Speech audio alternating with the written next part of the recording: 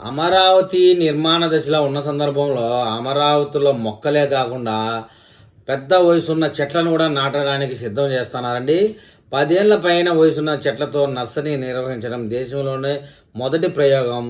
దీని పేరు ట్రాన్స్లోకేటెడ్ tree nursery అని పేరు పెట్టారు. అమరావతిలో ట్రాన్స్లోకేటెడ్ ట్రీ నర్సరీ రాజధాని అమరావతి ప్రాంతంలోని అనంతవరం వద్ద ఏర్పాటు చేసిన ట్రాన్స్లోకేటెడ్ ట్రీ నర్సరీ దేశంలోనే పెద్దదిగా గుర్తింపు పొందింది. ఇది అమరావతి అభివృద్ధి ప్రక్రియలో పర్యావరణ సంరక్షణకు ప్రాధాన్యత ఇస్తూ ఉంది. ఈ నర్సరీ రాజధాని నిర్మాణంలో అడ్డంకులు ఉన్న చెట్లను తీసేయకుండా సంరక్షించడానికి ఉపయోగపడతా ఉంది. 5 ఎకరాల విస్తీర్ణంలో ఈ నర్సరీ వ్యాపించి ఉంది. ఇది దేశంలోని ఇతర ప్రాజెక్టులతో పోలిస్తే అతి పెద్దదని చెప్పాలి. ఇది అనంతవరం గ్రామంలో సిఆర్డీఏ వారు ప్రత్యేకంగా ఏర్పాటు చేశారు. ఇక్కడి వాతావరణం చెట్ల సంరక్షణకు అనుకూలంగా ఉంది. ప్రస్తుతం 4000 చెట్లు శాస్త్రీయ పద్ధతుల్లో తరలించి సంరక్షిస్తూ ఉన్నారు. మరో 4000 చెట్లను తరలించేందుకు సన్నాహాలు జరుగుతూ ఉన్నాయి. ప్రస్తుతం అమరావతి నిర్మాణంలో రోడ్లకు కానీ రైతులకు ఇచ్చే రిటర్నబుల్ ప్లాట్లలో కానీ ఏదైనా 5 నుంచి 10 సంవత్సరాల వయసున్న చెట్లుంటే నరికేయకుండా వాటి వేర్లతో కూడా సంరక్షణగా తీసుకెళ్ళి ఈ నర్సరీలో పెడతా ఉన్నారండి. కొంతకాలం తర్వాత ఈ చెట్లు మళ్ళీ ఎక్కడ నాటితే బాగుంటుందో అక్కడ నాటడానికి ప్రయత్నం చేస్తారు. దీంతో మొత్తం సామర్థ్యం 8000 చెట్లకు చేరుకోవచ్చు. ఇది అమరావతి రహదారుల మౌలిక సదుపాయాల నిర్మాణంలో అడ్డంకులుగా ఉన్న చెట్లను సమర్థవంతంగా అక్కడ తొలగించి అవసరమైన చోట నాటేందుకు అవకాశం ఏర్పడిందని చెప్తున్నారు. ఈ స్థాయి సామర్థ్యం పట్ల అభివృద్ధి పర్యావరణ సమతుల్యను సాధించడానికి ఒక ముఖ్యమైన మైలురాయి కాబోతా ఉంది. సాధారణంగా పట్టణ నిర్మాణాల్లో చెట్లను నరికేస్తారు, కానీ ఇక్కడ తరలింపు విధానం 85 నుంచి 95% బతికే చెట్ల రేటు సాధిస్తుంది. ఇది శాస్త్రీయ పద్ధతుల ద్వారా విజయాన్ని సూచిస్తుంది. ఇది ఇతర రాష్ట్రాలకు నమూనాగా కూడా నిలుస్తుంది. ముఖ్యంగా క్లైమేట్ చేంజ్ సమయంలో హరిత కవర్ చేయడం కాపాడడం అవసరం. అమరావతి పూర్తయిన తర్వాత ప్రస్తుతం ఉన్నటువంటి వేడి తగ్గి చల్లని వాతావరణం అంటే హైదరాబాదు బెంగళూరులా కాకపోయినా ఇప్పుడున్నటువంటి వేడిని తగ్గించి చల్లబరుస్తుంది, క్లైమేట్ మారుతుంది అని అంచనా వేస్తూ ఉన్నారు. ఇక దీని మీద ప్రణాళిక వచ్చేసి రాజధాని నిర్మాణంలో అడ్డంకులుగా ఉన్న చెట్లను నరకకుండా తరలించి సంరక్షించడము, ఈ చెట్లను రహదారులకు ఇరువైపులా బఫర్ జోన్లలో పార్కులలో తిరిగి నాటాలనే ప్రణాళికే ఉంది. డిసెంబర్ 2025 నాటికి ఈ ప్రక్రియ పూర్తి చేయాలని లక్ష్యంగా పెట్టుకున్నారు. అనంతవరం వద్ద బయోడైవర్సిటీ నర్సరీని కూడా ఏర్పాటు చేయనున్నారు. ఇది 6 నెలల్లో సిద్ధమవుతుందని చెప్తున్నారు. ఇక్కడ స్థానిక వాతావరణానికి అనుకూలమైన మొక్కలు పెంచుతారు. అమరావతి గ్రీన్ సిటీగా తీర్చిదిద్దడం దీని ఉద్దేశం. పట్టణీకరణ వల్ల హరిత కవర్ కోల్పోవడం సాధారణ సమస్యే, కానీ ఈ ప్రాజెక్టు ద్వారా బయోడైవర్సిటీని కాపాడడం, ఎయిర్ క్వాలిటీని మెరుగుపరచడం సాధ్యమవుతుంది. ఇది యునైటెడ్ నేషనల్ సస్టైనబుల్ డెవలప్మెంట్ గోల్డ్కు అనుగుణంగా ఉంది. ముఖ్యంగా SDG 11, SDG 50 line under line చెట్టును ఒక్కో చోట నుంచి మరో చోటకు తరలించేందుకు తవ్వుతున్న వైనంగా చెప్తున్నారు.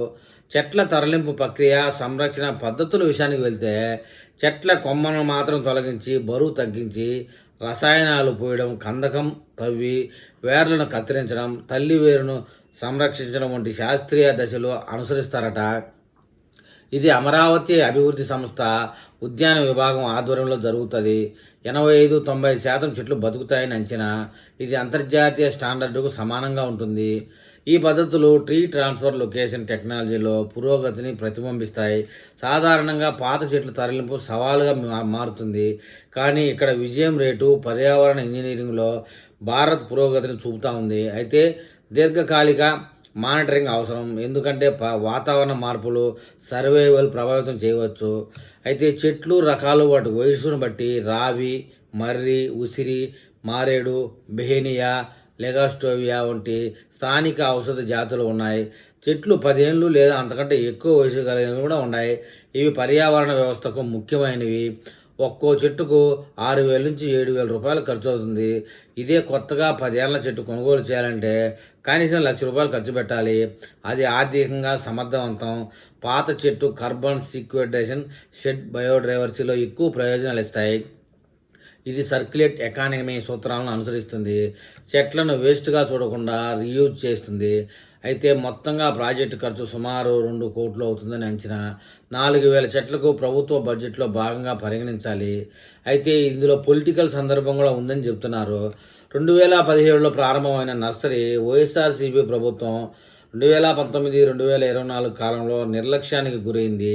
దీంతో మొక్కలు చెట్లుగా మారాయి. ప్రస్తుత కూటమి ప్రభుత్వం టీడీపీ, జనసేన, బీజేపీ దీన్ని పునరుద్ధరించింది. ఆంధ్రప్రదేశ్ మంత్రి నారాయణ ఇటీవల పరిశీలించారు. పర్యావరణ ప్రాధాన్యత కోసం ఈ చెట్లను పెంచి తిరిగి నాటే కార్యక్రమాన్ని చేపట్టినట్లు నారాయణ గారు అయితే తెలిపారు. ఈ క్రమంలో పొలిటికల్ మార్పుల ప్రభావాన్ని హైలైట్ చేస్తుంది. వైఎస్ఆర్సీపీ కాలంలో రాజధాని పనులు నిలిచిపోవడం వల్ల పర్యావరణానికి నష్టం జరిగింది, కానీ కూటమి ప్రభుత్వం దీన్ని పునరుద్ధరించడానికి సానుకూలంగా ఉంది. అయితే పొలిటికల్ స్థిరత్వం లేకుండా ఇటువంటి ప్రాజెక్టులు ప్రమాదంలో పడతాయని చెప్తున్నారు.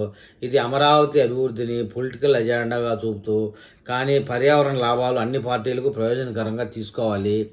అయితే దీని మీద ప్రభావం, సవాళ్ళు ఎలా ఉంటాయంటే, అమరావతిని హరిత నగరంగా మార్చడం, బయోడైవర్సిటీ కాపాడడం, స్థానిక ఉద్యోగాలు సృష్టించడం ప్రభుత్వ ధ్యేయం. డిసెంబర్ 2025 అంటే ఈ సంవత్సరం చివరి నాటికి డెడ్లైన్ పూర్తి చేయడం, దీర్ఘకాలిక సంరక్షణ, వాతావరణ మార్పులు ప్రభావం తట్టుకొని ముందుకు సాగడం అవసరం. ఈ నర్సరీ భారత్లో పట్టణ గ్రీనింగ్ మోడల్గా నిలవబోతోంది. ఇది ఆర్థిక, పర్యావరణ, సామాజిక ప్రయోజనాలను సమతుల్యం చేస్తుంది. కానీ ప్రభుత్వానికి సమాజ సహకారంపై విజయం ఆధారపడి ఉంటుంది. భవిష్యత్తులో ఇటువంటి ప్రాజెక్టులు ఏఐ, డ్రోన్ టెక్నాలజీతో మరింత సమర్థవంతంగా ముందుకు సాగుతాయి. అయితే ఇలాంటి హార్టికల్చర్ కార్యక్రమం ఎక్కడా చేపట్టడం లేదు. ట్రాన్స్లోకేటెడ్ ట్రీ నర్సరీ గురించి అమరావతి డెవలప్మెంట్ కార్పొరేషన్ లిమిటెడ్లో ఒక జూనియర్ హార్టికల్చర్ ఆఫీసర్లో పింటి ఈశ్వరరావు గారు మాట్లాడుతూ, చెట్లను ఒక చోట తొలగించి మరో చోట భద్రంగా తిరిగి నాటడం అనేది మాటలు కాదు, చాలా కష్టం అని చెప్పారు. సిఆర్డీఏ వారు ఈ నర్సరీని మోడల్ నర్సరీగా తీర్చిదిద్దేందుకు ప్రస్తుతం 4,000 చెట్లు ఉన్నాయని, మరో 4,000 చెట్లు రెడీ చేస్తున్నామన్నారు. అమరావతిని గ్రీన్ ఫీల్డ్ సిటీగా తీర్చిదిద్దడంలో భాగంగా ఈ కార్యక్రమం చేపట్టినట్టు చెప్తా ఉన్నారు. ముందుగా చెట్లపై కొమ్మలు కట్ చేస్తారు. కొమ్మలు కట్ చేసి చోట ఫంగస్ వంటివి రాకుండా పెస్టిసైడ్ వాడతారు. ఆ తర్వాత కొమ్మలకు కొత్తగా ఆకులు వచ్చే వరకు ఒక 4 రోజులు ఉంచుతారు. ఆ తర్వాత రెండో కార్యక్రమం కింద వేళ్ల చుట్లు కట్ చేస్తారు. ఆ వేళ్లకు ఒక గోనె సంచిని చుట్టి ఉంచుతారు. దానికి కూడా ఫంగస్ రాకుండా తగిన చర్యలు తీసుకుంటారు.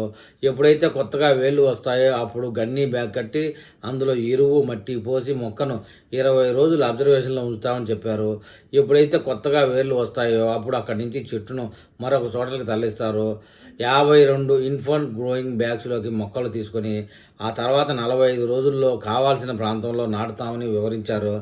అమరావతిలోని ప్రతి రూట్లో ఈ చెట్లను నాటేందుకు కార్యాచరణ రూపొందిస్తున్నట్టు చెప్పారు. ఇప్పటి వరకు వరల్డ్ బ్యాంక్ బృందం, biodiversity board, environmental team, central అధికారులు సందర్శించినట్టు చెప్పారు. ఈ నెల 20న ministry of urban affair additional కార్యదర్శి ఆనందీప్ గార్గ్ నర్సరీని పరిశీలించి అభినందనలు అయితే చెప్పారు. మొత్తానికి 8,000 చెట్లు అమరావతిలో 10 సంవత్సరాల చెట్టు పెద్ద చెట్లు నాటితే కనుక ఉష్ణోగ్రత తగ్గి చల్లబడుతుందనడంలో ఎలాంటి అబద్ధం లేదు. మరి ఈ విషయంలో అమరావతి వాసులు ఏమని కామెంట్ చేస్తారో చూద్దాం.